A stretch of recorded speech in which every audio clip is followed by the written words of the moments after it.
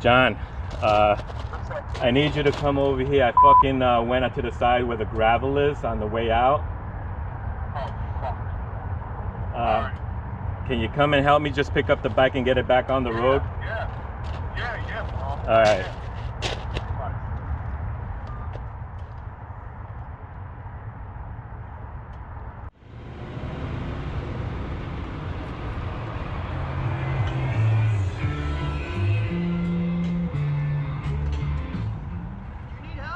I got my friend coming. I didn't even see this gravel here, man. I went to go around that bump. I didn't even know this was gravel. It's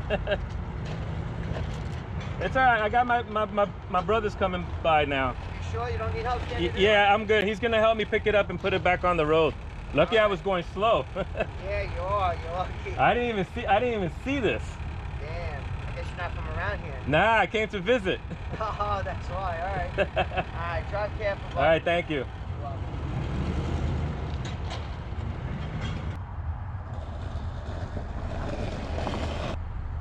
Dude, I didn't even fucking see this shit. I went to go. I was about to say, you didn't see all this? No, because I saw the hump, and I thought that this was just, you know, not so bad. And then I went around the hump to go around it. How are you going to get off this now? We're gonna pick it up, and then we're just gonna go that way with it. We're going to push the bike. Yeah, we're gonna push it back. Why don't you get on that side? Okay, tell me how you want me to do Yeah, just get on that side. I got the kickstand down, Right. and then once it's the kickstand is holding the bike up, Okay. turn the wheel over. Yep. Hold on. There you go. Yep, I got it. Got it. Okay. You know, I left this shit up. Okay, people. I guess I'm gonna have to explain myself. Let's start off that I have a really bad habit of going around speed bumps all the time. Well, until now, and I had this little accident. So, that being said, I like to go around the speed bumps because I don't really like it. My shock absorbers are not that great. If you need to know, they are the Progressive 944 Ultra Touring. I think that's what the UT is.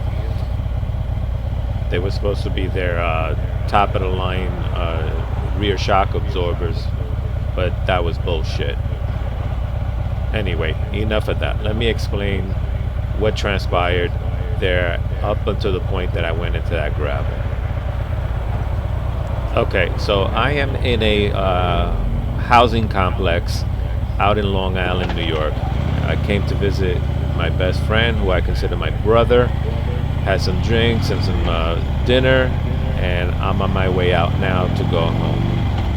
So, leaving his house over there, or his apartment, what happened was, first, I kind of got lost in their streets over there. They're like these little streets with all kinds of parking lots. And I'm going around in circles at least twice before I found the actual opening that I needed to go to. So I finally figured out how to get out. I saw some, like a baseball field that I passed that was close to the actual exit to a main road. And you notice, it is dark as hell over there. So anyway, I'm going around that hump. I didn't want to go over it. So, you know, I've ridden over gravel so many times, and all of them had like a good dirt bed underneath the small rocks. But man, let me tell you, this was some, I don't know what, I don't want to say the curse words that I really want to say. So the gravel had no bed under it. And so my front tire just went right into it, and I dug myself into a hole. The size of the gravel are the kinds they use on railroad tracks. If you've ever been on a railroad track and, you know, walking the rails, those rocks are huge. They're like, I don't know, 2-inch, 1.5-inch, and, you know, they roll against each other. So I had no traction at all, and that's what happened.